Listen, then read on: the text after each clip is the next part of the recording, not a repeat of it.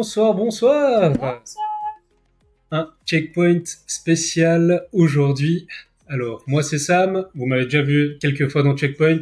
Moi, c'est Salomé. Elle est assez grande pour se présenter toute seule. Moi, je suis toute nouvelle, c'est la première fois. C'est la nouvelle dans Gaming Fed. On la souhaite la bienvenue et plein de succès avec nous. Aujourd'hui, émission un peu spéciale.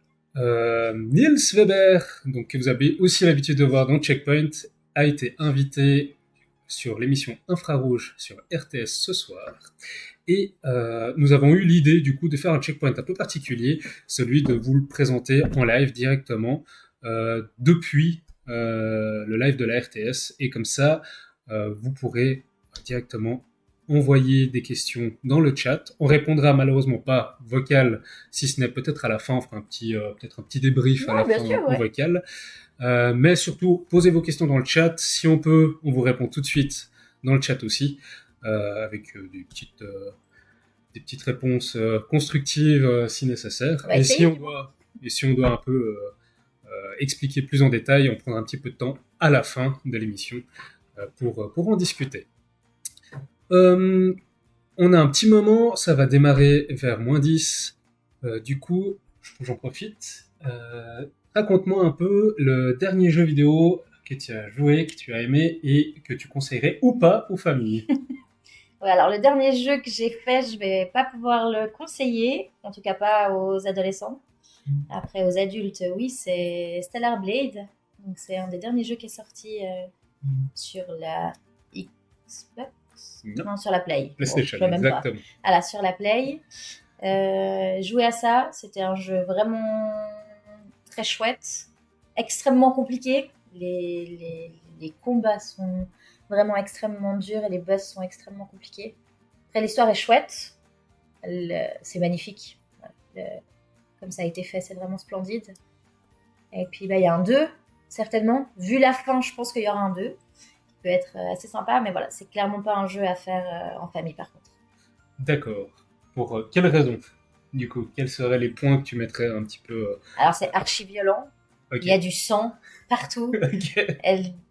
Elle décapite des monstres. Enfin, voilà. Et en plus de ça, c'est une alien. Et c'est le stéréotype de la femme parfaite, donc très mince, avec une énorme poitrine, des énormes fesses. Et ses combinaisons sont plus sexy et déshabillées les unes que les autres. Donc voilà, c'est clairement pas un jeu familial. Ok, je comprends. Mais ça t'a beaucoup plu. Ouais, c'était cool. Bon, alors c'est aussi sympa de voir qu'un jeu un peu avec des atouts féminins plaise aussi du coup à une femme. Après, ça a été très bien mis en avant dans le sens où c'est mis depuis le début que c'est une alien, donc elle n'est de toute façon pas humaine. Et dans ce jeu, il y a très très peu d'humains réellement. Ils sont la plupart tous robotisés. Donc voilà, mais après, ça reste un jeu, quoi. Faut le garder comme ça. Tout à fait. Donc, je pense que tu as tout dit. Et puis, si tu dois conseiller un jeu pour les familles comme ça, vite fait, un truc qui te vient en tête. Alors moi, j'ai adoré Sackboy. Enfin, nous, en famille, on a adoré Sackboy.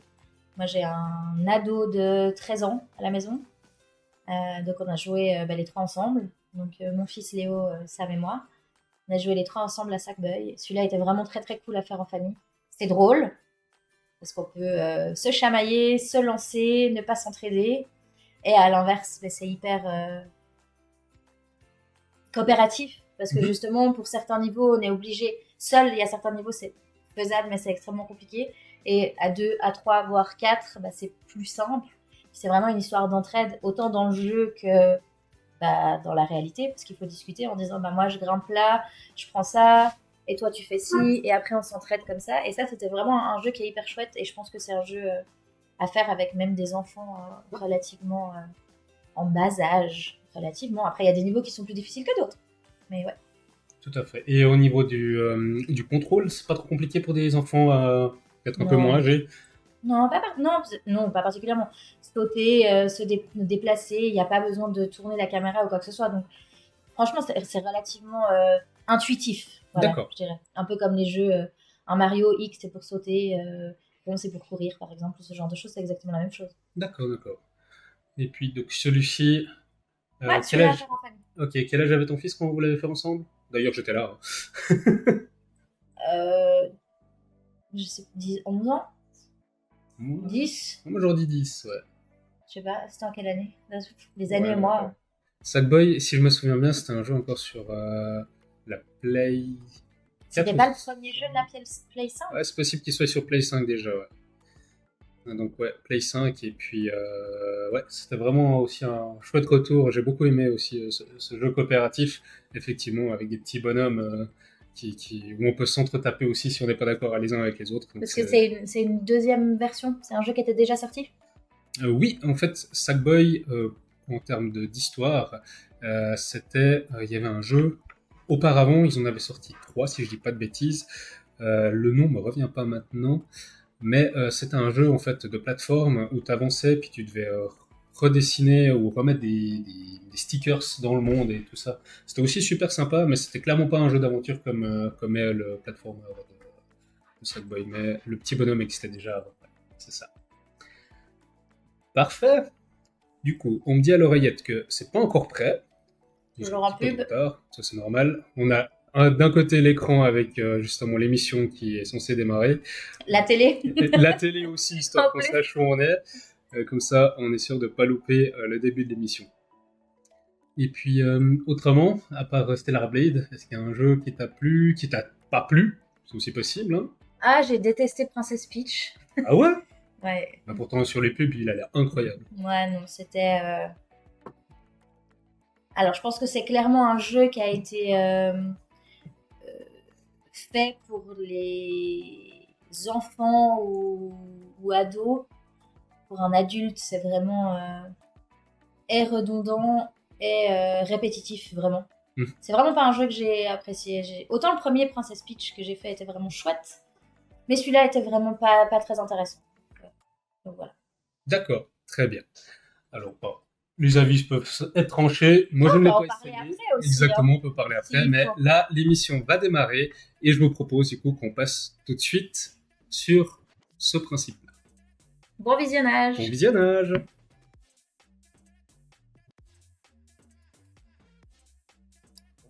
Parfois beaucoup plus, mais beaucoup plus. Ce sont les résultats assez vertigineux d'un sondage dont on va parler, réalisé auprès de 800 élèves d'une école secondaire genevoise, un sondage mené par les élèves eux-mêmes et qui confirme de manière encore plus spectaculaire peut-être ce phénomène qui inquiète de plus en plus les spécialistes, les médecins, les profs, les parents et à en croire le sondage, les élèves eux-mêmes, ce qui est intéressant. Alors est-ce qu'il faut avoir peur? Est-ce qu'on a raison de s'inquiéter? Qu'est-ce qu'il faut faire de cette sorte d'épidémie d'écran en particulier chez les plus jeunes? Et puis quel rôle pour les uns, les autres, l'école, les parents, le politique? On en débat ce soir avec beaucoup de monde, y compris les ados eux-mêmes. Les ados, ce n'est pas vous, Anil Paul. Bonsoir. Merci mille fois d'être avec nous. Ravi de vous accueillir sur le plateau d'Infrarouge. Première sur le plateau d'Infrarouge, je crois. Première, ouais, merci. Pas la dernière, certainement. Conseillère d'État genevoise, PLR, chef du département de l'instruction publique, de la formation et de la jeunesse. C'est important dans ce sujet. Patronne donc de l'école genevoise au cœur de toutes les injonctions, y compris et surtout, allais-je dire, en matière de numérique. Niels Weber est avec nous. Bonsoir. Bonsoir. Psychologue spécialisé en hyperconnectivité. C'est ça. Il fait partie de ceux qui ne veulent pas céder à la panique générale devant les écrans, qui selon vous révèlent plus qu'ils ne nuisent. Vous avez écrit Les écrans, je gère, qui est un manuel à destination probablement des parents et des enfants. Anne-Marie Cruz, bonsoir. Bonsoir. Vous êtes coprésidente de l'association RUNE pour Réfléchissons à l'usage du numérique et des écrans, association à Genève, enseignante. Vous êtes probablement un peu plus inquiète que Niels Weber sur le potentiel dévastateur du tout écran. Grégoire Barbet, bonsoir. Bonsoir Alexis. Journaliste au temps, spécialiste des questions numériques, co-auteur, lui, de notre si précieuse intégrité numérique avec Alexis Roussel, qu'on salue. Julien Kaiser est avec nous. Bonsoir. Bonsoir. Enseignant, prof de maths, notamment, au collège et école de commerce André Chavannes. C'est grâce à vous, Julien Kaiser, qu'on est là ce soir, puisque c'est vous qui, à force de voir arriver vos élèves avec les yeux carrés le matin, ou ne plus arriver du tout d'ailleurs, qui vous a dit qu'il faut qu'on lance un sondage. Et puis Servane Mouton sera avec nous, ou est avec nous, dès qu'on aura réglé les problèmes de son, en duplex de Lyon, ou juste à côté, docteur en médecine, neurologue, co-autrice du livre Humanité et numérique, les liaisons dangereuses, et coprésidente d'un groupe d'experts qui a beaucoup fait parler de lui et qui vient de remettre un rapport à Emmanuel Macron qui s'appelle Enfants à écran, à la recherche du temps perdu. C'est assez ironique. Alors, écran, le péril jeune, bienvenue dans Infrarouge. Est-ce que vous êtes d'accord, chers invités autour de cette table, de ne pas m'en vouloir si je me tourne d'abord vers les premiers concernés, les élèves qui se sont en quelque sorte auto-sondés du côté d'André Chavannes, large échelle, hein, je crois qu'il y a 2000 élèves à peu près en tout, 800 participants à ce sondage. Et ce sondage, notamment, vous avez participé à le mener, Yad. Bonsoir. Bonsoir, oui. Merci mille fois d'avoir accepté de faire un peu le porte-parole de la classe. C'est impressionnant, la télévision, mais pas tant que ça, finalement. Une fois qu'on y est, qu'on est en direct, on est lancé. On va voir tout à l'heure en détail les résultats du sondage et ce que vous avez obtenu. Il y a d'abord ce chiffre qui nous a frappé, 5h45 en moyenne de temps d'écran par jour, par élève. Ça vous a frappé aussi ou vous y attendiez ? Alors, bien évidemment, oui, c'est un nombre assez conséquent, surtout que dans une journée, en moyenne, on a 8 heures à disposition. Pourtant, j'imaginais plus. Alors, d'un côté, voilà, on peut mettre ça sur le fait que des élèves sont en apprentissage, du coup, sont moins sur leur téléphone. Ouais, ils bossent, exactement. Et aussi, ils sont à l'école. Ouais. Du coup, pendant les cours, pas de téléphone. Et j'ai le droit de vous demander, à vous, c'est votre temps d'écran ? Alors, je pense qu'il est aux alentours de 6 heures. Et c'est beaucoup ou c'est pas beaucoup ? C'est gérable. C'est gérable si voilà, on a l'école à côté, la famille à côté. Si on arrive à bien gérer notre temps, on peut toujours voilà, profiter avec les personnes qu'on aime. Et vous avez l'impression que, on fait une émission là-dessus ce soir, vous avez l'impression que c'est un problème, ce temps d'écran important, ou que c'est pas un problème et qu'on s'inquiète pour rien, nous les vieux ? Alors je pense que oui. Oui, bien sûr, oui, c'est un problème. Enfin, c'est un problème, voilà. Si le nombre d'heures est excessif, forcément, c'est pas du tout bon. Je pense que c'est bien d'en parler, surtout que tout plein de jeunes sont impactés par ça, dans le sommeil, dans la scolarité, dans le côté social. Oui, je trouve que c'est une bonne chose d'accorder du temps pour ce genre de thématique. Un sujet qui, problème ou pas, de toute évidence, en tout cas, c'est un sujet qu'il faut apprendre à gérer. Je retiens le mot gérable. Tout si à on fait. gère, c'est gérable, mais ça suppose qu'on gère. Julien Kaiser, c'est vous qui avez lancé ce projet, je vous l'ai dit. C'est vraiment les voyants de plus en plus fatigués le matin, les yeux carrés, s'endormir sur le bureau ou alors être absent, puisqu'il y a un lien avec l'absentéisme apparemment, que vous avez dit, je vais faire quelque chose, il faut qu'ils prennent la mesure de ce phénomène et qu'on alerte. C'était quoi l'idée ? Oui, c'était un peu ça, effectivement.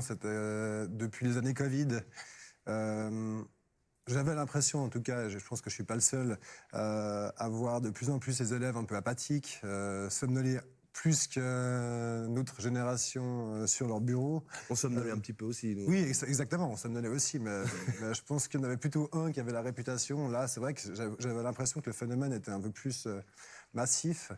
Et aussi, une chose que je constatais, c'est que, en fait, on a des élèves qui venaient même plus en premières heures et puis qui débarquaient en deuxième heure ou en troisième heure. Et ça, c'est un phénomène que je voyais pas aussi important que ça avant. Et vous êtes dit, ils viennent pas, ils sont pas là, c'est qu'ils ont pas assez dormi, c'est parce qu'ils ont regardé leur écran ? C'est peut-être à ce moment-là où j'ai commencé à poser la question de ce que faisaient les élèves pour être aussi fatigués. Ouais. Et en fait, assez vite, j'ai compris que le smartphone, il pouvait en être la cause. Et puis c'est vrai que là, tout d'un coup, j'ai aussi accès au premier temps d'écran. Et puis c'est vrai que là, du coup, je me suis questionné. Et j'étais curieux de savoir à quel point c'était généralisé. Votre temps d'écran à vous ?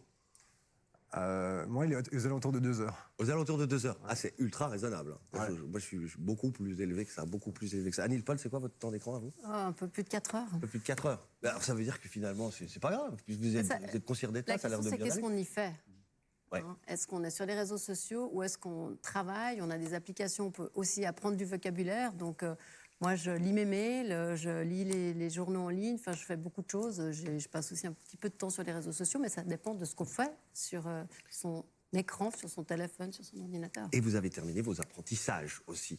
Donc, ça n'a pas d'effet sur vos On études. n'a jamais fini d'apprendre. C'est vrai, mais au sens scolaire. Oui, j'ai pas de notes à la fin d'année, non. Juste sur la démarche, des élèves et des profs qui identifient un problème, qui s'autosaisissent du problème, qui en font un projet pédagogique, qui donnent des résultats, c'est un peu le rêve d'une ministre de l'école. Magnifique, ouais. J'aimerais féliciter et remercier l'enseignant et les élèves pour la démarche et tous ceux qui ont participé, parce que je trouve que c'est des très beaux projets. Il y a plein d'autres élèves ici, il y a une autre classe aussi de l'espace entreprise, on les entendra parce qu'ils ont aussi pas mal de choses à dire. J'essaierai de vous donner un maximum de place, mais il y a du monde aussi autour de la table. Alors, votre sondage, Julien Kaiser, qu'est-ce qu'il a dévoilé dans le détail, au-delà du strict temps d'écran ? Quelles sont les conséquences conséquences de cette omniprésence des écrans? Quel est l'état de la réflexion en Suisse et au-delà face à ce phénomène qui inquiète? Le brief de Christophe Siron.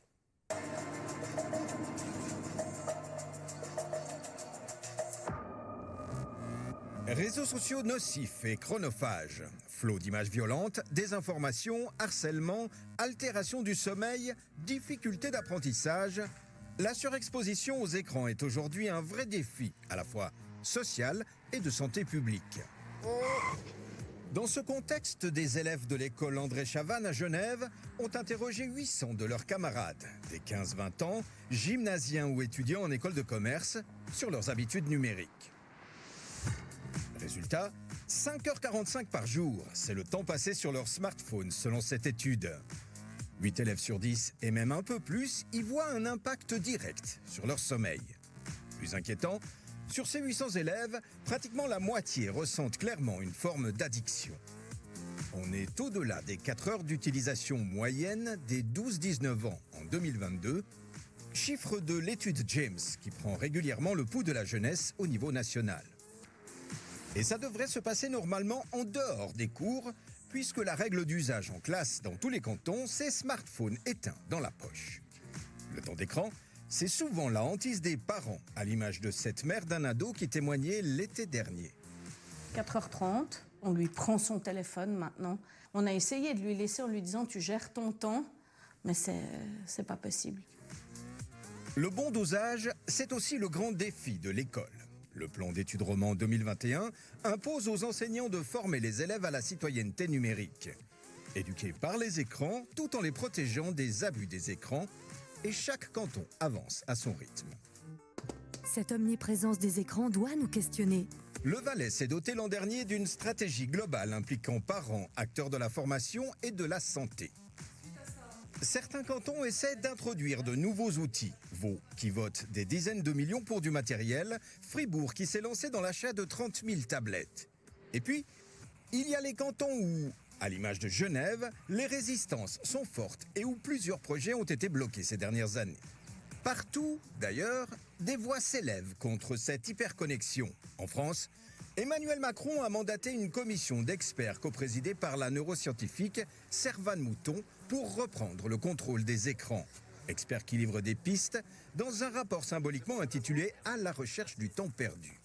Pas d'écran avant 3 ans, smartphone sans Internet jusqu'à 13, pas de réseaux sociaux jusqu'à 15 ans.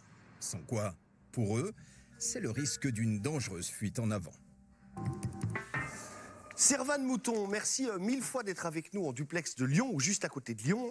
Vous avez dirigé, Christophe vient de nous l'apprendre ou nous le rappeler, la commission d'experts qui a remis son rapport toute fin du mois d'avril à Emmanuel Macron sur la question. Il s'appelle « À la recherche du temps perdu », non sans ironie et clin d'œil à la question de la lecture.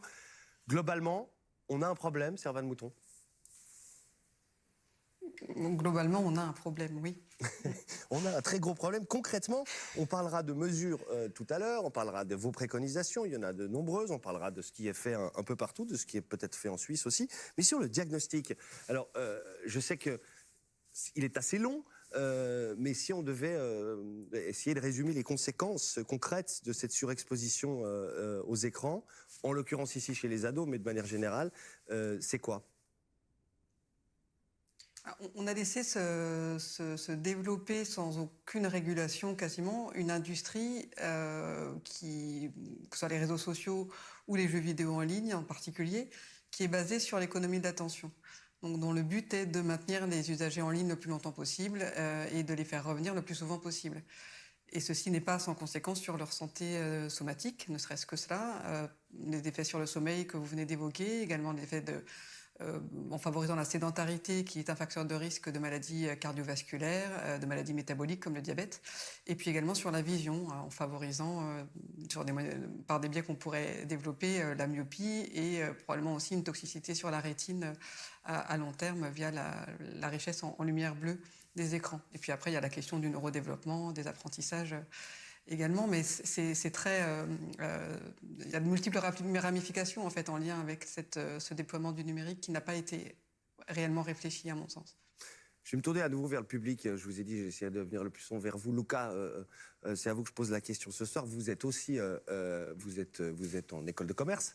Vous avez le même âge, vous n'avez pas fait l'étude, mais vous avez à peu près dans cette cohorte des 15-20 ans. Quand vous entendez cette liste comme ça qui fait peur de conséquences sur la santé physique, sur le développement, sur les apprentissages, etc., est-ce que ça ressemble à quelque chose que vous reconnaissez? Ou encore une fois, vous dites, mais ils sont fous ces adultes, tout va bien, quoi. Bah, en fait, oui, d'une certaine façon, clairement, ça sent que au long terme, ça va clairement créer des problèmes. Mais en fait, on se rend compte aussi que toutes ces choses, ça vient aussi de l'abus.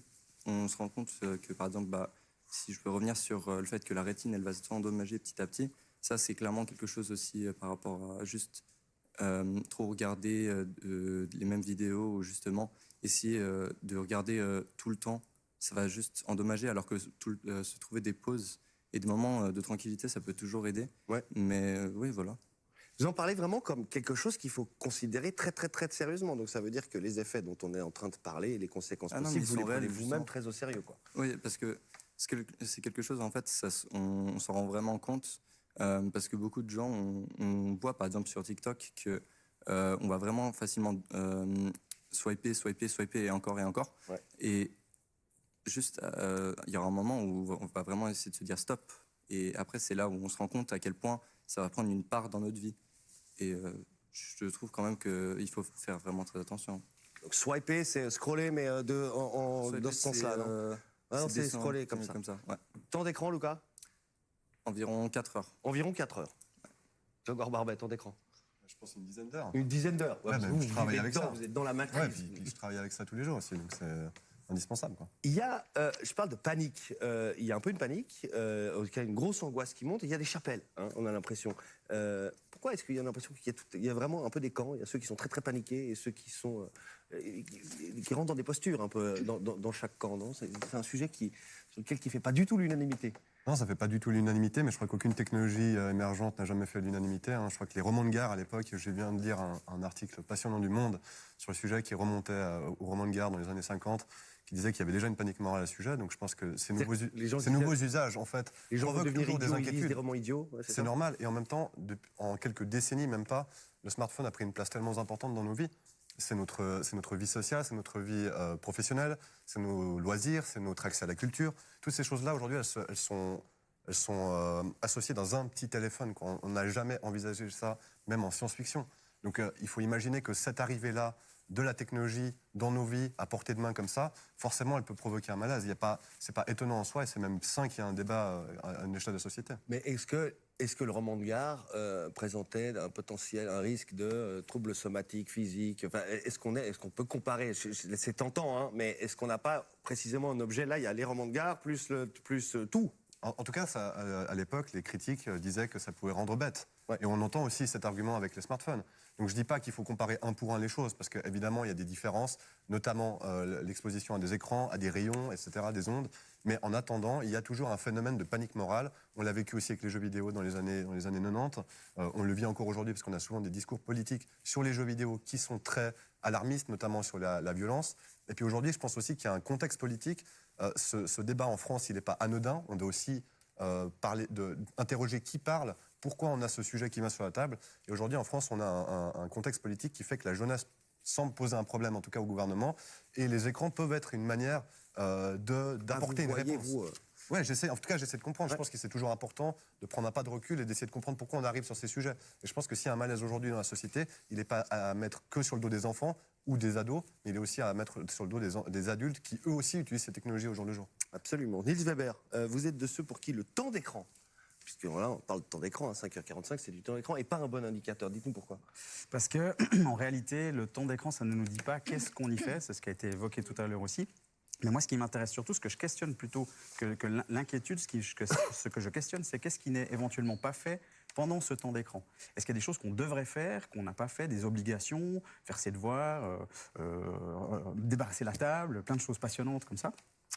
Ces choses-là qu'on n'a pas forcément envie de faire, est-ce qu'elles ne sont pas faites pendant ce temps d'écran-là? Donc en réalité, le temps d'écran n'est jamais un critère pour établir si on a une situation problématique ou pas.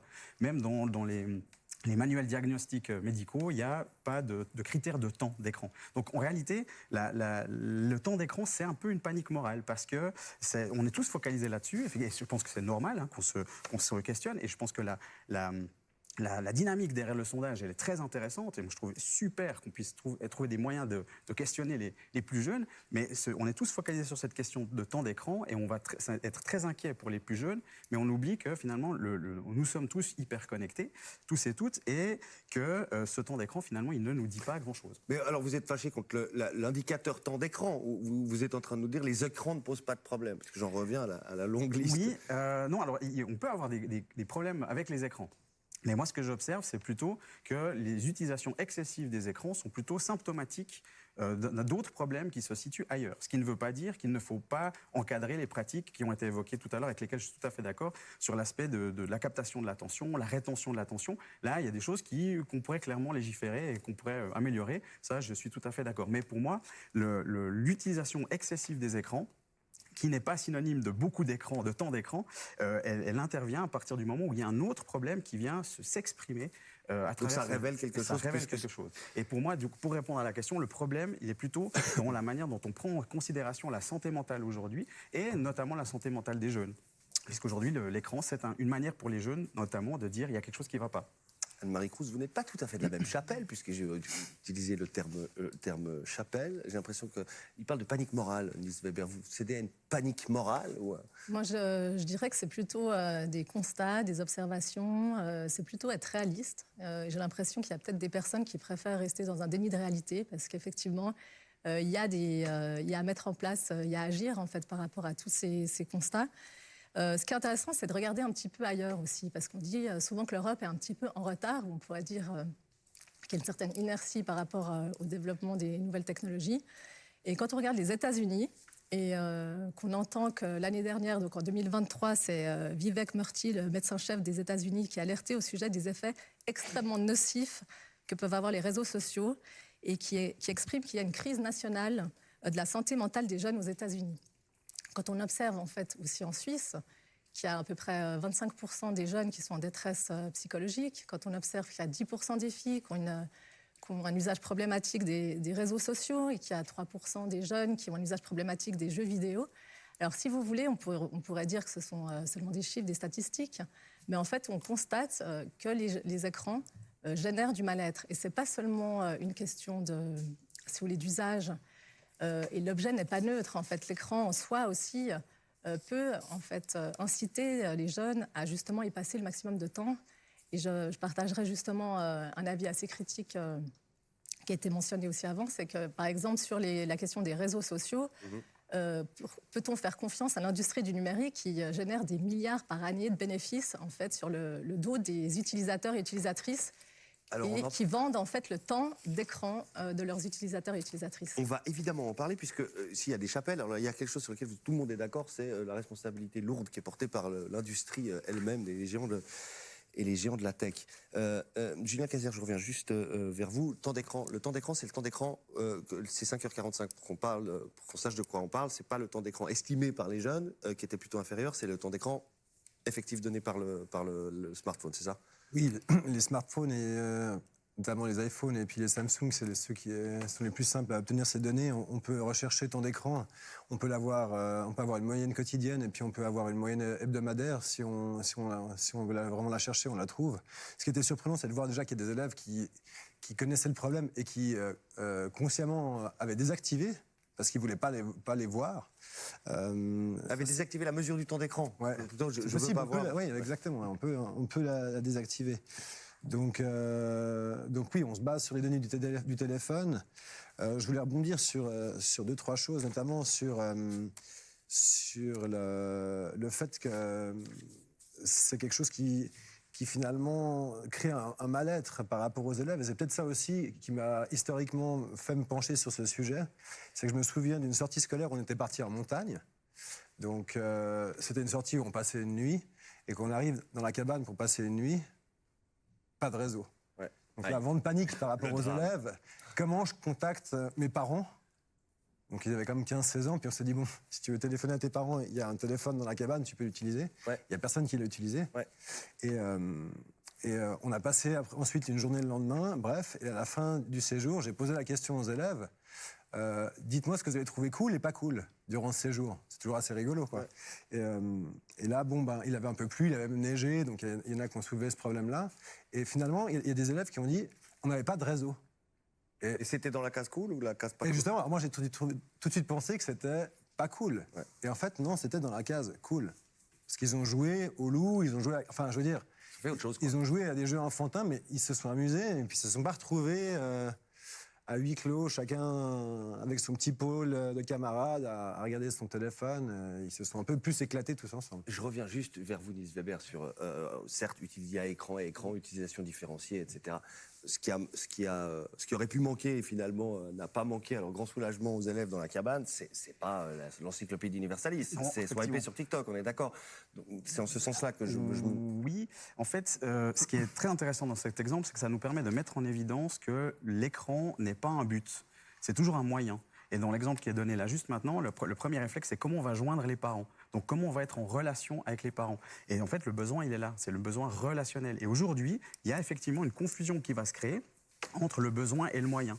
Et pour certains jeunes, et moins jeunes aussi, il y a cette confusion qui va se créer où ce sera difficile de distinguer est-ce que j'ai besoin de mon téléphone ou est-ce que j'ai besoin du lien social. Et que le premier réflexe quand on dit on va enlever le téléphone, c'est de dire ah mais en fait vous m'enlevez mon lien social. Ouais. Et que non, en fait, non, on va trouver d'autres moyens. Justement, il y a un téléphone encore accroché au mur, super. Mais on va répondre aux besoins sociaux. Alors qu'effectivement, aujourd'hui, intuitivement, la manière de répondre à ce besoin, c'est de dégainer son smartphone et d'utiliser n'importe laquelle de ces applications-là, mais pour être en relation. Anne Hilpold, l'école ne peut pas tout faire, en tout cas pas tout faire toute seule, mais c'est à l'école d'abord que les enfants passent le plus clair de leur temps, enfin on l'espère, les ados aussi. C'est donc l'école qui est quand même un peu en première ligne sur le sujet. Vous n'êtes pas là par hasard. Non, je ne suis pas là par hasard, merci, non. Alors, ils passent beaucoup de temps à l'école, mais ce n'est pas la plus grande partie de leur temps, puisque 8 heures, c'est quand même un tiers de la journée. Alors, ils dorment, j'ai lu aussi dans le sondage, ils ne dorment pas forcément 8 heures, ils dorment un peu moins, mais il reste du temps pour des loisirs ou pour des devoirs ou pour faire d'autres choses. Non, l'école ne peut pas tout faire. L'école, elle peut accompagner, elle peut éduquer, on en parlera peut-être après dans les solutions, mais elle doit aussi amener des jeunes à rentrer dans une société qui est complètement connectée, une société où tout est numérique, où quand vous devez faire vos impôts, c'est en ligne, quand vous devez obtenir une attestation, c'est en ligne. Et ça aussi, on doit le prendre en considération. Donc, comment on accompagne ces jeunes et comment on fait de la prévention. Et ça, c'est pour moi aussi très important. On a parlé des réseaux sociaux et on doit... c'est le rôle de l'école, pas que de l'école, c'est aussi le rôle des parents, mais de pouvoir expliquer aux jeunes qu'est-ce qu'ils risquent, qui peut être derrière un pseudo, et puis la problématique aussi qu'on constate du cyberharcèlement. Alors on avait depuis toujours des histoires de bagarres, mais maintenant quand elles sont filmées et puis diffusées de manière virale, ça c'est aussi problématique. Donc on a beaucoup de prévention qu'on peut faire dans l'école. Il y a deux fronts, j'ai envie de dire, sur lesquels j'ai envie de vous demander si vous agissez sur ces deux fronts, parce que il y a l'usage de l'écran personnel pendant le temps de l'école, qui est en fait un usage personnel qui ne concerne pas directement l'école, mais c'est là que ça se passe. Et puis il y a la responsabilité de l'école dans l'implémentation ou non d'écran dans les solutions d'apprentissage. C'est ces deux choses que vous devez... Alors déjà, il n'y a pas d'écran, il n'y a pas de téléphone, ni à l'école primaire, au cycle, c'est interdit également. Alors après, à la sortie du cycle ou entre la pause de midi, ça peut être discuté. Après, au niveau du secondaire 2, donc à partir de 15 ans, on ne peut pas non plus complètement interdire les téléphones, mais évidemment qu'ils sont interdits en classe. Donc ça, c'est faire en sorte que les élèves ne prennent pas leur téléphone ou ne le sortent pas de leur sac. Puis après, c'est comment... Ils doivent apprendre à utiliser certains outils dont ils auront besoin plus tard pour, je le répète, faire ces démarches en ligne qu'on connaît, pour de demander un service, faire plein de choses. Moi, ce qui m'inquiète aujourd'hui, c'est qu'à force d'être tout le temps en échange par ces outils, ces iPhones, c'est que effectivement, ils ne savent plus faire un téléphone. Alors, je ne vais peut-être pas faire une généralité, mais il y a quand même un certain nombre de jeunes qui n'ont pas envie de prendre le téléphone et de téléphoner. Ils font beaucoup par message. Et puis ça, le relationnel, on doit aussi le travailler, je pense. Ça s'observe aussi dans les rédactions, figurez-vous. Oui, et puis je crois que ça ne concerne pas que les jeunes. On est absolument d'accord. Quand on parle aux profs, je salue Dominique Dirlewanger qui aurait pu être avec nous ce soir et qui a écrit une tribune très alarmiste, enfin très inquiète en tout cas, pour dire qu'il y a un gros problème de lecture. Et il imputait ce problème de lecture aux écrans. Servane Mouton, on est passé comme chat sur braise tout à l'heure sur la question de la lecture, qui, semble-t-il, est pourtant au cœur de pas mal des inquiétudes, avec des profs qui nous disent, voilà, nos élèves n'arrivent plus à assimiler des textes longs, des livres encore moins. Est-ce que ça, c'est pas une des grosses conséquences concrètes et inquiétantes du sujet? Avant les questions de sommeil. Je reviendrai dessus. Oui, je répondrai à votre question, mais je voulais rebondir un petit peu sur des choses qui ont été dites avant. Oui. Parce que, notamment, ce terme de panique morale a tendance à me déranger un petit peu. Je ne connais pas suffisamment les personnes qui sont réunies ce soir et je ne me permettrai pas de remettre en cause vos légitimités et puis votre sincérité et votre honnêteté. Simplement, ce terme de panique morale, il a aussi été très utilisé par différents lobbyistes dans l'agroalimentaire, le tabac, l'alcool, etc. pour continuer en fait à vendre des produits qui ont des conséquences délétères avérées sur la santé. Donc aujourd'hui, parler de panique morale sur les écrans, ok, ça peut permettre de minimiser le message, mais de façon avérée. En France, je connais mieux les chiffres français, environ 50% des jeunes de moins de 18 ans sont considérés comme étant à haut risque sanitaire au niveau cardiovasculaire du fait de leur sédentarité et de leur manque d'activité physique. Voilà, donc c'est une bombe à retardement pour la santé cardiovasculaire, ça c'est un fait. Les écrans sont au centre des préoccupations des spécialistes concernant les problèmes de sommeil. Avoir un sommeil de bonne qualité, c'est pas uniquement être reposé, être en forme le lendemain et être de bonne humeur, c'est aussi un gage de bonne santé. La dette chronique de sommeil, ça favorise à nouveau les maladies métaboliques et cardiovasculaires, certains cancers, l'anxiété, la dépression, ça perturbe les apprentissages, ça augmente le risque d'infection, ça augmente le risque d'accident également. Donc non, ce n'est pas une panique morale que de pointer les effets délétères des écrans ne serait-ce que sur la santé somatique, parce que ce sont des faits en fait, que nous allons pouvoir malheureusement observer si nous ne réagissons pas dans 10, 15, 20, 30, 40 ans dans nos sociétés occidentales qui sont très connectées. Après, je suis totalement d'accord avec ce qui a été dit, c'est un problème qui est systémique. Si on se concentre sur des interdictions, des limitations, des il ne faut pas, pas avant tel âge, pas tant de temps, et moins, etc., on ne résoudra pas le problème. Le problème est systémique parce qu'il y a une question industrielle et économique qui sous-tend une industrie extrêmement puissante. On ne peut pas le négliger. Donc il y a un énorme effort, il y a un devoir de régulation et de protection, en particulier des plus jeunes, par rapport à cette captation de l'attention. Pourquoi particulièrement les plus jeunes? Parce qu'ils sont particulièrement vulnérables à cette captation de l'attention et parce que les habitudes qu'ils vont prendre en étant adolescents ou enfants ont de fortes chances ou de forts risques de perdurer lorsqu'ils seront adultes. Donc il y a vraiment une énorme responsabilité des adultes pour de les protéger. Ensuite, pourquoi ils ont pu prendre autant de place ces écrans? En effet, il y a une question sociétale, la question du lien entre les parents et les enfants, la question du lien entre les adultes eux-mêmes, la question du lien avec l'environnement vivant ou non vivant, la façon dont on en prend soin, qui est très questionnée et qui est très mise à mal par cette omniprésence du numérique. Il ne sera pas question de l'enlever, c'est un outil, c'est une technologie qui rend service, qui a des atouts, qui a des côtés très pertinents, mais son déploiement qui est irréfléchi aujourd'hui et qui est extensif, ne serait-ce que sur le récréatif, pose de vrais problèmes, avec également quelque chose qu'on n'a pas encore abordé, mais qui est la question de l'impact environnemental. Aujourd'hui, le numérique, c'est entre 2,5 et 4% des émissions de gaz à effet de serre. Oui, avec 6% de croissance par an si on continue à suivre cette trajectoire. Avec en France, si on suit cette trajectoire à 2030, ce sera plus 45%. Et ça n'est juste pas soutenable en réalité. Vous avez raison, on parle de déploiement d'IA, on parle de tablettes, on parle de plein de choses, mais en fait, ça n'est pas soutenable. L'ADEME, l'agence qui s'occupe de la transition écologique, a alerté déjà dans ses rapports en disant qu'on ne pouvait pas continuer sur cette trajectoire, qu'il fallait réguler les usages, les réduire, diminuer le nombre, soit stabilité, soit réduire le nombre d'objets connectés par personne. Et ça n'est pas du tout la direction qui est prise actuellement par les gouvernements, dont celui dont je dépends. J'ai envie qu'on parle de lecture, mais j'aimerais juste faire rebondir... La panique morale, c'est qu'il y a un vrai problème. Compris, Servan Mouton. J'aimerais juste vous faire réagir l'un ou l'autre d'entre vous, peut-être Moule, sur cette question de l'environnement. C'est vrai qu'on parle jamais de ça. Et en apportant des chiffres, on sait qu'une recherche, Google, c'est je ne sais pas combien de mètres avec une voiture.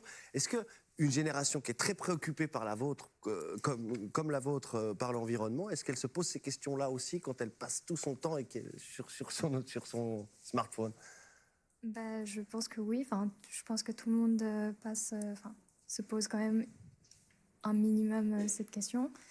Et puis, c'est quand même quelque chose qui nous entoure beaucoup. Et puis donc, il faut quand même se poser la question sur... Vous avez l'impression d'être piégé, vous, par un système qui vous oblige finalement à... Vous ne pouvez pas faire autrement que d'utiliser votre smartphone aussi souvent que ça? Pas forcément piégé. Non, pas vraiment, mais c'est vrai que c'est beaucoup présent. Et puis, ça peut vraiment beaucoup causer de problèmes. Et puis... J'aimerais avant de passer aux solutions, oui, Anne-Marie Cros voulait intervenir. Pour la lecture. Ouais, voilà. Merci de le faire. J'aimerais juste parler de la lecture 2 minutes, parce qu'on entend énormément de ça chez les profs. Vous êtes prof, est-ce que vous remarquez ça? Dominique Dirlewanger-Jover a fait cette tribune dans laquelle il dit j'ai des collègues qui ne font plus lire au gymnase des livres entiers parce que simplement ils renoncent, parce que les élèves les lisent plus. Vous faites un lien avec les écrans et vous observez ça aussi? Oui. On peut dire qu'il y a une dégringolade en fait, du niveau de lecture, mais ça, c'est pas seulement depuis le smartphone, c'est déjà avant. Donc déjà à la télé, il y a eu un effet, sauf que l'effet s'est accéléré avec l'omniprésence en fait, du smartphone dès 2006. Donc il y a effectivement en Suisse à peu près un quart des jeunes à 15 ans qui n'ont pas un niveau de lecture suffisant pour avoir une vie autonome et se débrouiller. Et ce qui est intéressant, c'est que l'OCDE, avec Andreas Schleicher, lui dit que si on veut justement que nos jeunes soient autonomes et puissent se débrouiller sur les plateformes, il faut qu'ils aient un très bon niveau de lecture. Donc si vous voulez, on a l'impression qu'on se trompe de cible. C'est-à-dire que si on veut que les jeunes puissent se débrouiller à aller mettre leurs impôts en ligne, il faut d'abord qu'ils aient des compétences fondamentales qui soient bien abouties, en fait, qui aient un niveau suffisant. Et malheureusement, c'est vrai qu'à l'école primaire, il y a une diversification des matières, une diversification des exigences. Et il y a des enfants qui n'atteignent pas un niveau suffisant de lecture. En plus, ce qu'il faut dire, c'est que justement, les parents aussi doivent avoir une part active parce que l'école ne peut pas tout faire. C'est-à-dire qu'à la maison, il est indispensable que les enfants soient aussi mobilisés, accompagnés dans la lecture, et ça, dès tout petit, en fait. C'est Michel Demurger qui le dit très bien. La fabrique du crétin numérique, c'est ça? Maintenant, la fabrique du crétin digital. Digital, oui, vous ne l'aimez pas puisqu'il parle de digital. Et maintenant, c'est Faites-les lire, son dernier livre. Il expose à quel point c'est important que les parents accompagnent les enfants dès le plus jeune âge avec aussi de la lecture partagée, en fait, qu'il y ait du plaisir à lire et de les accompagner parce qu'en fait, la lecture et les livres, c'est pas accessible facilement parce qu'il faut un champ lexical, parce qu'il y a des tournures de phrases particulières. Et c'est comme ça que l'enfant va pouvoir se familiariser avec l'écriture, avec le côté rédactionnel. Et en fait, il y a souvent un écart qui se creuse vers 7-8 ans, avec des enfants qui, des fois, ne vont pas justement prendre plaisir à la lecture. Ils vont apprendre à déchiffrer, mais en fait, ils n'auront pas les clés, ils n'auront pas suffisamment de vocabulaire pour continuer à lire. Et si quelqu'un ne les accompagne pas là-dedans, ils vont se décourager. Et malheureusement, ensuite, au niveau du cycle d'orientation, il faudrait continuer à mobiliser aussi les enfants et les jeunes à lire, parce qu'il y a aussi l'élagage du cerveau entre 12 et 24 ans. Donc, dès 12 ans, si on ne mobilise pas les circuits neuronaux, il y a aussi des pertes qui vont s'observer. Donc, ce n'est pas étonnant qu'à 15 ans, on observe finalement qu'il y a un quart des jeunes qui n'a pas un niveau suffisant en lecture. Et ça, c'est effectivement inquiétant. Et ce n'est pas une panique, c'est une réalité. Je vois la conseillère d'État opiner du chef sur la question de la lecture. Ça doit être quelque chose qui vous préoccupe. Complètement. Bien sûr que ça me préoccupe, mais j'avais envie de dire l'un n'empêche pas l'autre. C'est-à-dire que bien sûr qu'il faut que les enfants sachent lire, sachent écrire. Il faut que les parents soient là aussi. Moi, ce qui m'inquiète, je ne suis pas très alarmiste, mais ça dépend aussi de l'âge des jeunes. Là, on parlait d'adolescents, de jeunes adultes, mais quand on voit des bébés dans des poussettes ou des très jeunes enfants avec des portables, moi, là, ça m'inquiète. Bah oui. Et ça, pour moi, c'est vraiment un souci. Et oui, il faut que les parents passent du temps avec leurs enfants. Oui, ils doivent leur donner le goût de la lecture. L'école le fait aussi. On a quelques programmes que vous connaissez pour pousser et donner le goût aux jeunes à lire. Et puis, rappeler qu'à l'école primaire, en tout cas, il n'y a pas de tablette. Et ça, c'est l'exception genevoise qui était mentionnée avant. Pas de tablette jusqu'en 4P, donc jusqu'à 8 ans. Et puis ensuite, on a quelques tablettes pour travailler à l'éducation au numérique et pas par le numérique. Mais ça n'empêche pas qu'on doit être exigeant, travailler pour que les enfants sachent lire et écrire et conjuguer et tout le reste. Alors, on va passer dans quelques secondes aux mesures et aux solutions qu'on pourrait imaginer. J'aimerais juste vous entendre, Grégoire Barbet, toujours sur cette question de lecture. Il me semble comme ça, mais peut-être peut-être suis-je réac, qui sait, que lire, lire, c'est penser. On ne peut pas penser sans lire, et que si tout à coup on est une génération qui a un problème à penser, on a un enjeu qui devrait nous éviter toutes les précautions d'usage. Non, on a un problème majeur, là, civilisationnel. Mais je suis entièrement d'accord. J'aimerais juste quand même revenir sur ce qu'a dit Madame Sarvan-Mouton, parce qu'elle a mis en cause en fait notre honnêteté.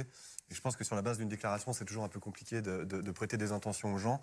En l'occurrence, moi je suis très critique de cette industrie du numérique. Je pense qu'elle pose des problèmes majeurs, notamment en termes de dépossession des individus sur leurs données personnelles. Je pense que c'est un enjeu de société majeur. Ouais. Mais je ne pense pas qu'on puisse simplement penser que les écrans concentrent tous les problèmes de la société. Je pense que c'est des révélateurs.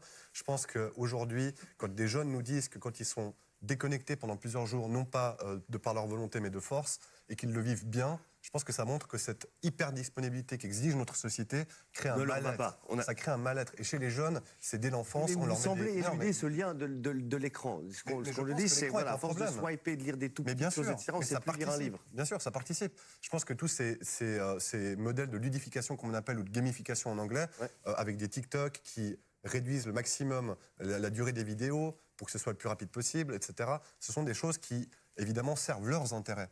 Et ce n'est pas les intérêts des jeunes, c'est les intérêts, évidemment, de l'industrie. Donc on doit toujours questionner ces intérêts-là, bien sûr. Mais en même temps, on ne peut pas simplement dire que tout va se régler parce qu'on les pointe du doigt. Surtout quand, de notre côté, ce gouvernement-là demande à ce qu'on régule ces géants, et de l'autre, il dresse le tapis rouge à Microsoft quand il met 4 milliards d'euros dans un data center. Je pense que là, le discours, il est un petit peu difficile à entendre pour la plupart des gens. Voilà, comme ça, vous vous serez expliqué. Je rendrai la parole tout à l'heure à Sarvan-Mouton, si peut-être la passe d'armes n'est-elle pas complètement terminée, mais je ne suis pas sûr. Que faire maintenant? Quelle solution? Quelle responsabilité pour les uns, pour les autres? Quel levier, surtout pour tous les acteurs de la société? On commence à réagir, à réfléchir dans beaucoup de pays, parfois de manière très sérieuse. Focus de Christophe Sirot, évidemment.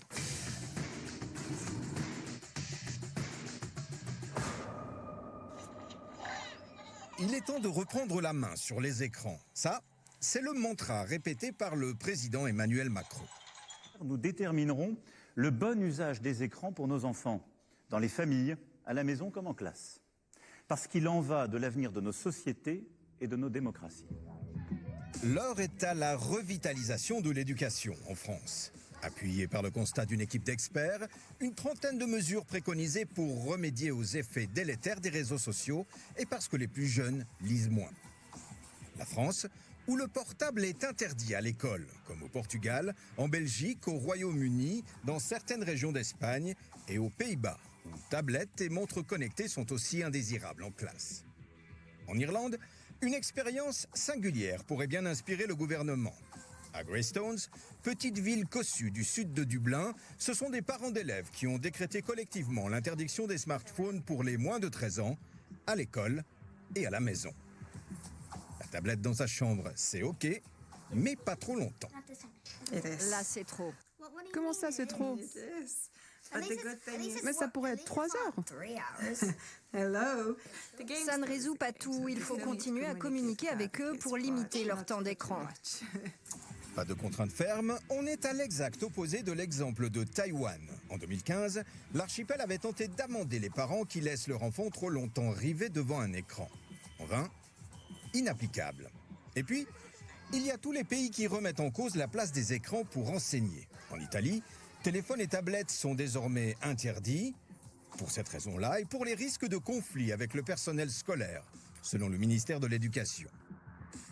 En Nouvelle-Zélande, où une recherche montre que plus d'un tiers des jeunes de 15 ans savent à peine lire et écrire, le Premier ministre conservateur Christopher Luxon a banni les téléphones de l'école sitôt élu, fin 2023. Et pour des raisons similaires, la Suède, qui avait misé sur le tout numérique à l'école il y a 10 ans, a carrément enterré sa stratégie et débloqué des dizaines de millions d'euros pour accélérer le retour des bons vieux manuels de papier. Nils Pold, la Suède qui fait machine arrière, qui était pionnière, qui a investi beaucoup dans le numérique, les écrans à l'école, etc., qui s'est rendu compte que le niveau baisse et qui fait vraiment machine arrière tout d'un coup, ça vous inspire quoi? Je pense que ça peut nous inspirer. Je pense qu'on doit, on le disait avant, mais vraiment travailler avec tout le monde, y compris les parents. L'école peut interdire, mais elle peut pas tout régler. On discutait, et c'est dans le programme de législature du Conseil d'État aussi, de faire de la prévention notamment sur l'abus d'écran des tout petits. Comment on arrive à expliquer aux parents. On a l'impression que c'est évident, que tout le monde le sait, mais n'empêche que combien de parents, vous voyez, avec des tout petits au restaurant qui ont des écrans. Vous avez maintenant des écouteurs pour des petits. Ça aussi, ça fait consensus. D'ailleurs, tout le monde est d'accord sur les tout petits. Et d'ailleurs, moi, je m'inquiète aussi, on parlait de la rétine et des yeux, mais des oreilles des jeunes plus tard, parce qu'ils sont tout le temps avec des écouteurs et volume très fort, mais on peut en parler. Mais je reviens sur le programme de législature. On discutait avec mon collègue du DSM de vraiment faire une campagne de prévention à large échelle. Alors, est-ce que c'est même... on peut parler de Genève, mais je crois qu'on n'est pas l'exception, sur de la prévention auprès des parents. Les Valaisans se sont lancés. Oui, tout à fait. J'ai vu leur programme, c'est très intéressant. Et je crois qu'on doit vraiment travailler à ça. Est-ce que nous, l'État, on interdit? Est-ce que le canton de Genève interdirait? Je ne sais pas si on y arriverait. Je pense que c'est un niveau un peu plus global. Il y a dans des écoles, je sais que ça se fait aussi tout d'un coup, des semaines sans écran. Enfin, ça se discute aussi avec des associations de parents, c'est intéressant. Mais les mesures choc comme ça, je ne sais pas si on y arrive, nous, seuls, à Genève. Ça fait réfléchir Nils Weber, quand même, cet exemple suédois, parce que c'est un exemple basé sur l'expérience, pour le coup. On n'est pas dans de la lubie, là. Ils étaient très techno-convaincus, et là, ils sont très techno-sceptiques, tout à coup. Oui, mais je pense qu'on a vécu quelque chose d'assez similaire en Suisse aussi, puisque ma génération était la première génération d'Internet, et puis on a dit il faut mettre des ordinateurs dans les classes. Ouais. Après, on avait des ordinateurs dans les classes, mais on les a jamais utilisés.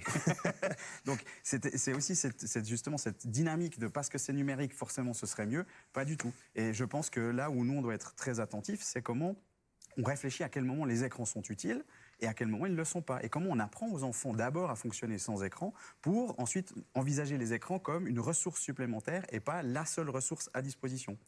Et quand on parle des tout petits enfants, justement, effectivement, de manière générale, bien évidemment qu'il faut mettre des limites à l'utilisation des écrans, pas parce que l'écran, quel que soit l'âge des enfants, pas parce que l'écran serait dangereux en soi, mais parce que c'est impensable de demander à des enfants et des adolescents de s'autogérer.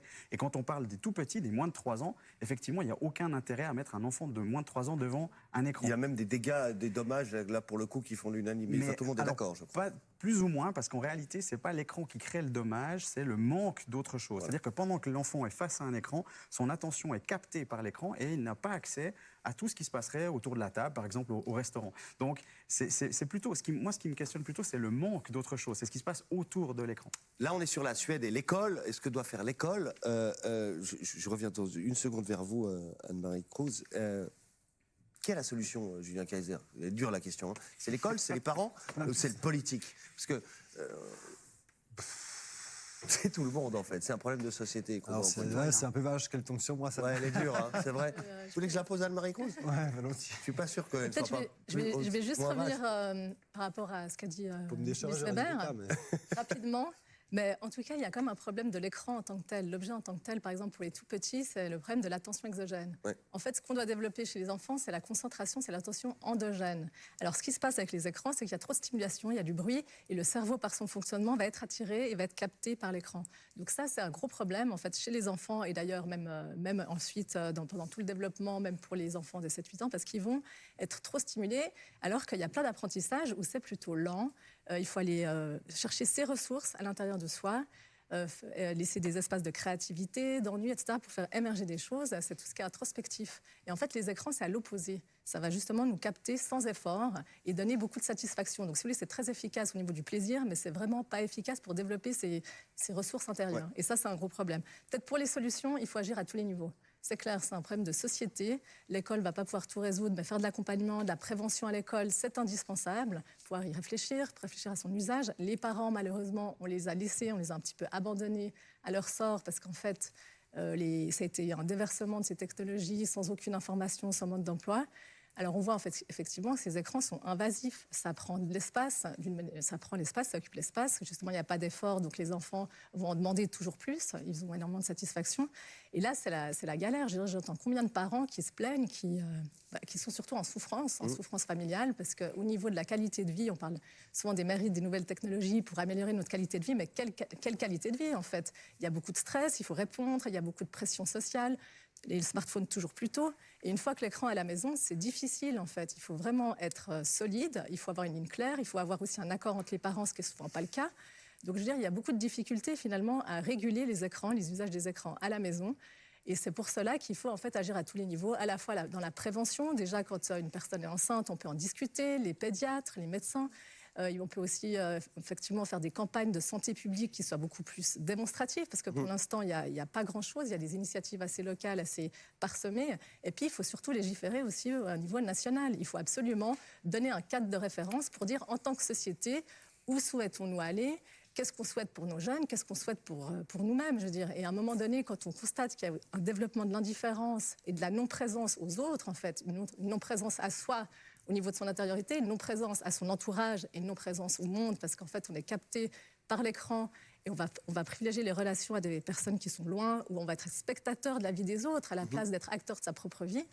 Il faut effectivement agir à tous les niveaux pour qu'on puisse accompagner, et c'est pas seulement pour les enfants et les jeunes, c'est aussi pour les adultes, les grands-parents, remettre finalement des activités beaucoup plus riches au niveau polysensoriel, au niveau des échanges et au niveau de l'expérience de vie.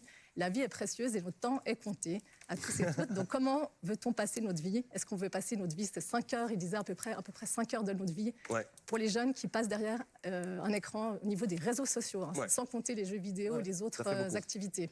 On a peut-être besoin d'avoir l'État qui donne l'heure de marche pour que peut-être que tout le monde s'harmonise, parce que c'est vrai que c'est difficile que ça parte des familles ou que ça parte juste de l'école.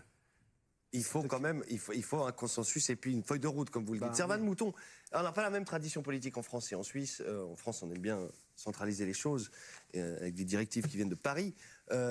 Vous avez fait un certain nombre de préconisations, notamment sur les âges, par exemple.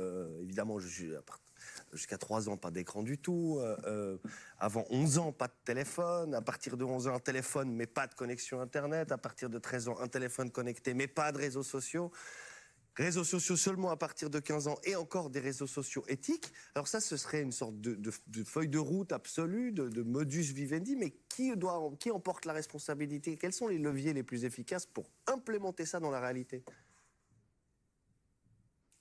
Je voulais juste revenir, la petite parenthèse, j'ai pas du tout remis en question l'honnêteté de... C'est ce que j'ai commencé par dire, c'est juste le terme panique morale sur lequel je voulais revenir, mais je remettais pas du tout... voilà, c'était juste pour dire ça, parce pour moi était réglée. Pas qu'il y ait de malentendus. Ouais, non, c'était pas... Voilà, je voulais le redire quand même, c'est bien après, mais... les réponses ne peuvent pas venir que des familles, et c'est évident, il y a une partie qui est de la législation, qui est une législation nécessaire sur l'industrie, on l'évoquait tout à l'heure. On ne peut pas faire confiance à une industrie pour s'autoréguler, ça n'a jamais fonctionné. Ça ne fonctionne pas sur l'agroalimentaire, sur le tabac, sur l'alcool, sur quoi que ce soit. Une industrie dont le but est d'être rentable ne s'autorégulera pas avec des contraintes qui la rendront peut-être moins rentable. Donc il y a des contraintes par le DSA et le DMA qui sont déjà... en tout cas en vigueur, et avec des actions en cours, notamment sur TikTok, Meta. Enfin, il y a plusieurs commissions d'enquête qui ont été lancées par la Commission européenne ces dernières semaines. Donc, on espère en tout cas que ça portera ses fruits et que c'est un bon outil juridique. Ensuite, il y a quand même la responsabilité des familles, parce que ce sont les parents qui, comme vous le soulignez, mettent un enfant devant un écran ou donnent un écran, un téléphone, une tablette dans les mains de leur enfant. Donc il faut les informer. Je n'ai aucun doute sur le fait que chaque parent veut le mieux pour son enfant. Il veut lui donner le meilleur. Et je reste très confiante dans leur capacité aussi à rectifier leur attitude à partir du moment où ils ont la bonne information. Quand on a une vision un peu globale des effets qui ne sont pas que sur la santé mentale, je leur redis, c'est aussi la santé physique et c'est aussi l'impact environnemental. Quand on voit cette globalité des enjeux autour du numérique, alors on peut ajuster son comportement. Aujourd'hui, il y a suffisamment d'études qui sont quand même consensuelles par rapport à l'acquisition du langage, notamment, et en effet de la construction de l'attention, pour dire que l'enfant n'est pas apte, enfin, qu'on ne doit pas mettre un enfant devant un écran avant 3 ans. Ensuite, il y a plusieurs études qui sont sorties ces dernières années sur la tranche d'âge des 2 à 5 ans qui montrent un effet délétère d'une exposition aux écrans quotidienne, pas forcément importante, hein, c'est des 30 minutes par jour, sur les performances cognitives globales, par exemple. L'étude ELF a été dans ce sens-là, qui est une grosse cohorte française. Il y avait une autre cohorte canadienne. Voilà, il y a sur cette tranche-là, on peut dire, je suis désolée, j'ai une oreillette qui s'en va, que l'écran n'est pas un outil adapté en fait à l'enfant, parce que l'enfant n'est pas un petit adulte. L'enfant est un être en développement, avec un cerveau qui n'est pas celui d'un adulte, avec un œil qui n'est pas celui d'un adulte, et avec un métabolisme qui n'est pas celui d'un adulte. Donc en fait, on ne peut pas leur demander, et on ne peut pas appliquer à eux des consignes ou des conseils d'usage qui valent pour les adultes, parce que ça ne leur convient pas. Donc informer les parents en gros qu'avant 6 ans, l'écran ne convient pas à l'enfant, et c'est pour ça qu'on a mis dans le rapport pas avant 3 ans. Entre 3 et 6, c'est déconseillé, aussi pour des raisons visuelles, et parce que voilà, ce serait peut-être trop long détaillé, mais voilà, déconseillé jusqu'à 6 ans, ou alors occasionnel, accompagné par un adulte, et des contenus à haute valeur éducative, donc vraiment très limité. Et puis au-delà, plutôt que de donner des conseils de temps d'écran journalier, quotidien, ce serait de dire c'est une activité récréative parmi d'autres qui pourrait avoir lieu le week-end, qui pourrait avoir lieu un jour sans école, mais qui finalement, en particulier les jours d'école, a difficilement sa place. Si on considère qu'avant d'aller à l'école, c'est pas vraiment le moment, ça peut perturber les capacités d'attention, qu'avant de se coucher, c'est pas bon parce que ça perturbe le soleil en qualité et en quantité, que pendant le repas, c'est pas formidable parce que ça diminue les interactions et donc ça peut perturber la relation sociale, le langage, le lien, simplement. Il reste plus beaucoup de temps, finalement, dans une journée d'école, si en plus il y a des devoirs à faire. Donc, il devrait reprendre sa place de loisir, parmi d'autres. En fait. Accessoire, absolument. Ouais. Parmi d'autres. Il y a en effet beaucoup d'autres choses à faire. J'aimerais terminer, Servan Mouton. La question de... Pardon. Je vous coupe, pardon, excusez-moi, parce que je suis un tout petit peu pris par le temps et j'aimerais quand même me retourner encore vers les élèves qui sont dans le public. Je vois Nabil, je vois Thomas, je crois. On va commencer par Thomas. Il y a des propositions, hein, on vient d'en parler. Interdire les réseaux sociaux, par exemple. Pas de réseaux sociaux avant 15 ans, nous dit Servan Mouton et le groupe d'experts. D'autres disent 13 ans. Vous avez quel âge, Thomas? 19 ans. 19 ans. Si vous êtes plus concerné. Mais si je vous dis maintenant, on interdit les réseaux sociaux avant 13 ans ou avant 15 ans, vous êtes plutôt pour ou plutôt contre? En fait, c'est une question qui est énormément complexe parce que c'est ce qu'on met en fait sur les réseaux sociaux. Il y a beaucoup de choses, beaucoup d'informations et de vidéos. Et ça serait pas forcément en fait d'interdire la chose, mais plus de restreindre entre guillemets en fait le flux d'informations et de vidéos qu'on met dessus pour qu'elles puissent convenir justement à des personnes plus jeunes et des personnes qui sont, comme on l'a dit, jeunes, 13, 15 ans, donc qui sont très influençables à cet âge-là. Et je trouve qu'avoir le contenu des fois qu'on peut trouver sur les réseaux sociaux à 13, 15 ans, d'avoir ça dans la tête, à un âge où, comme j'ai dit, on est influençable, c'est un peu quelque chose qui est compliqué pour moi. Vous étiez sur les réseaux à 13 ans? Et si oui, est-ce que vous regrettez d'y avoir été? J'ai été très jeune sur les réseaux sociaux, justement, vers cet âge-là, 13 ans. Et je trouve qu'il y a des images que j'aurais pas forcément voulu voir à mon jeune âge, à 13 ans, que j'aurais voulu éviter. Et malheureusement, j'ai absorbé ce flux d'informations.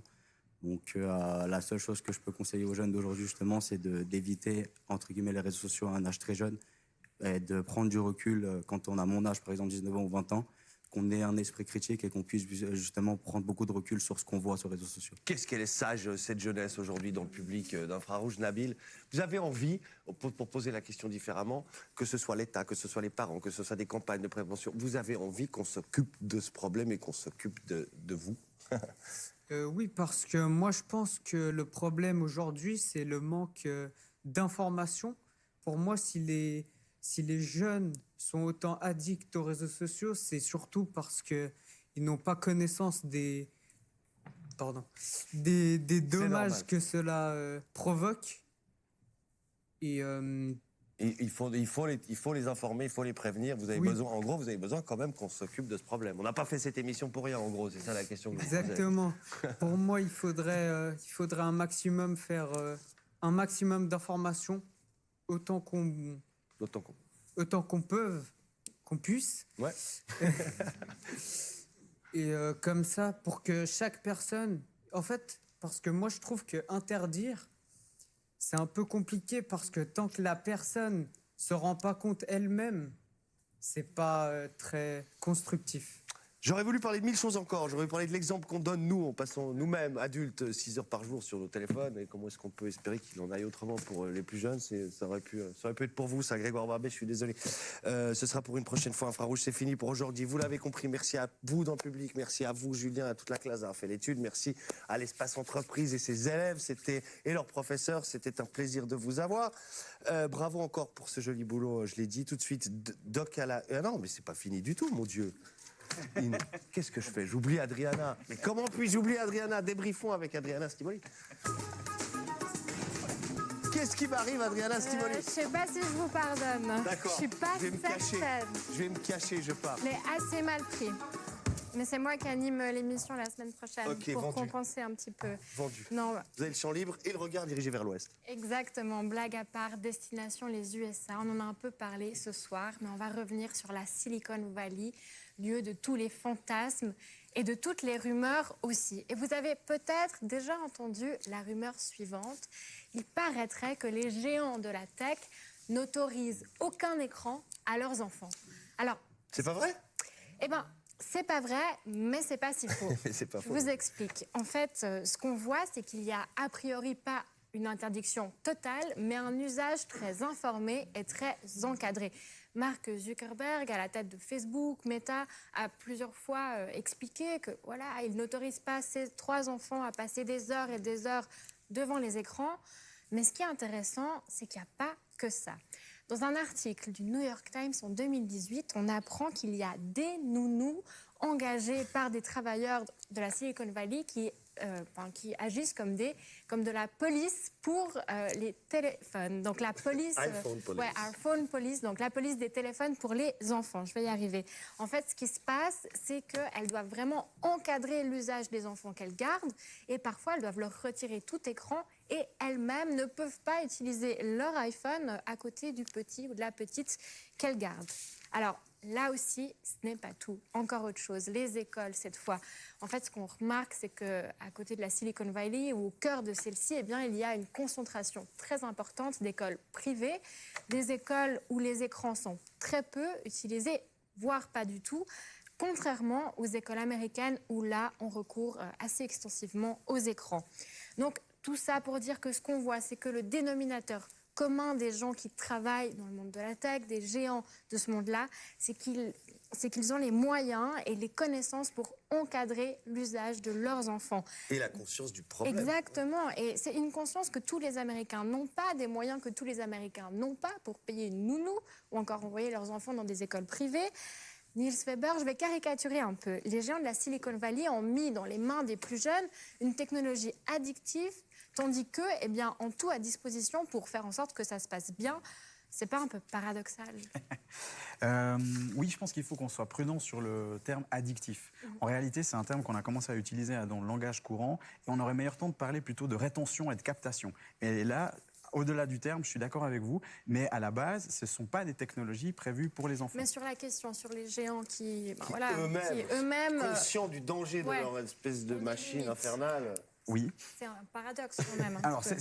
Mais c'est clairement un paradoxe, et c'est ce que M. Barbet disait tout à l'heure, c'est qu'il y a quelque chose qui ne joue pas avec la manière dont aujourd'hui ces technologies sont mises en place, et notamment parce qu'elles alimentent un esprit capitaliste dont le but est de faire des profits basés sur nos émotions et la captation de notre attention. Et justement, l'Amérique est un peu revenue de sa grande fierté d'avoir la Silicon Valley. On l'a évoqué ce soir, il y a eu une prise de conscience. Plusieurs ex-cadres de ce secteur-là ont fait leur mea culpa il y a quelques années. C'est le cas de Tristan Harris, ex-éthicien du design. Ne me demandez pas ce que ça signifie, c'est trop long à expliquer, chez Google. On l'écoute parler des échanges entre jeunes sur l'application Snapchat en 2017. On peut penser que les jeunes utilisent Snapchat comme nous utilisions le téléphone, juste pour papoter, que c'est normal. Mais nous oublions que dans les années 70, il n'y avait pas une centaine d'ingénieurs de l'autre côté de l'écran qui, comme aujourd'hui, savent exactement comment votre psychologie fonctionne et qui vous poussent à échanger le plus possible. On aurait dû l'inviter, lui. Ouais, on aurait dû l'inviter. C'est assez effrayant ce qu'il dit. Moi, il parlait de Snapchat, c'était en 2017. Maintenant, on a plutôt TikTok qui explose. Mais le principe est le même, des technologies ultra addictives, ultra informées. Aux USA, un auteur, un psychologue social, Jonathan Haidt, écrit dans The Atlantic la chose suivante. Nous ne savions pas ce que nous faisions au début des années 2010. Aujourd'hui, nous le savons. Il est temps de mettre fin à l'enfance basée sur le téléphone. En gros, on avait un peu le bénéfice de la naïveté il y a des années, mais maintenant, on l'a plus, donc il faut agir. Annette Paul, vous avez l'impression qu'on a été naïf en laissant autant les écrans entrer dans le quotidien des jeunes? Je ne sais pas si on a été naïf. On dépeint quand même des problématiques très très graves. Et moi, je vois quand même une jeunesse qui va non plus pas si mal. Enfin, et donc, oui, il y a des problèmes. Oui, il y a des troubles chez certains enfants, notamment des tout petits. Oui, on est surveillé, on a un problème d'intégrité numérique, etc. Il y a beaucoup de choses à régler. Mais je ne sais pas si je peux répondre à la question de savoir si on a été naïf. Probablement. Mais je voulais. Mais ça va pas si On a été aussi gourmands de nouvelles technologies, il faut le dire. Adriana, toutes mes plus plates excuses. Mais voilà, je vous en dois une. Merci à tous. Cette fois, Infrarouge, c'est fini pour aujourd'hui. Tout de suite, Doc à la une qui a un peu chamboulé ses programmes, puisqu'on l'a appris aujourd'hui.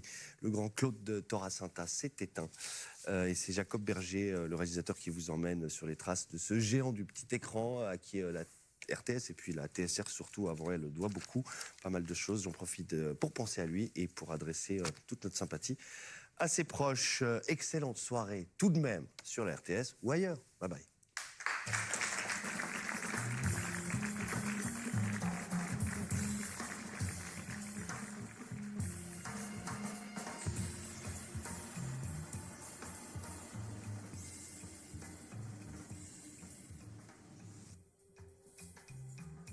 Voilà, voilà.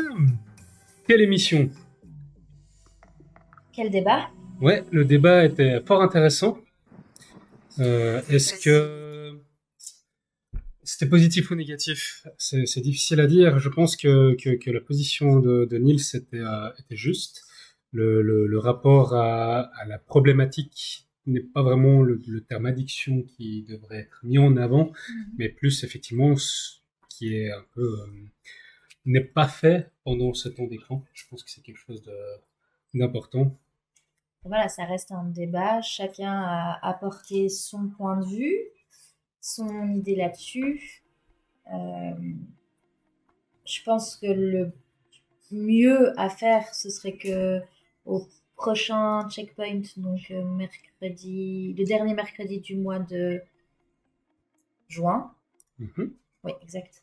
Si Niels anime le checkpoint, ce serait bien que lui fasse un petit débriefing sur comment lui a ressenti ça, comment s'est passée l'émission et tout ça. Ça pourrait être assez intéressant. Ouais, je pense que c'est certainement quelque chose qu'on va revenir dessus. C'est important. Aussi pour peut-être parce qu'il n'a pas eu énormément de temps de parole, malheureusement, mais je pense qu'il peut revenir sur certains points qui ont été abordés et peut-être mieux nous expliquer aussi, pour rassurer peut-être aussi un peu moins diaboliser ce côté écran et puis rassurer un peu les gens sur ce temps d'écran qui est si compliqué. Je pense qu'il y a beaucoup d'amalgames en fait sur plein de sujets qui sont divers et variés. Parler des écrans, des réseaux sociaux, du fait que la jeunesse ne lirait plus ou moins. Enfin, je pense qu'il y a eu beaucoup de sujets dans une seule émission d'1 heure et ils auraient peut-être dû un peu plus cadrer la chose. Voilà, c'est un petit peu parti dans tous les sens sans beaucoup approfondir. C'est la seule chose que je considère qui est un petit peu dommage après. Très bien. En tout cas, on vous remercie tous de votre présence. C'était super sympa pour une émission un peu spéciale de Checkpoint. C'était cool. Et on espère vous revoir du coup le dernier mercredi de juin. Exact. Et puis peut-être que Niels sera là pour débattre de cette émission qui a eu lieu aujourd'hui. On est tout bon comme ça? Je pense qu'on est bien, oui. Merci Salomé. Merci Samuel. Bon, avec plaisir. Merci madame. Merci infiniment, merci. Et merci, une bonne soirée à tous. Bonne soirée. Bye bye. Ciao.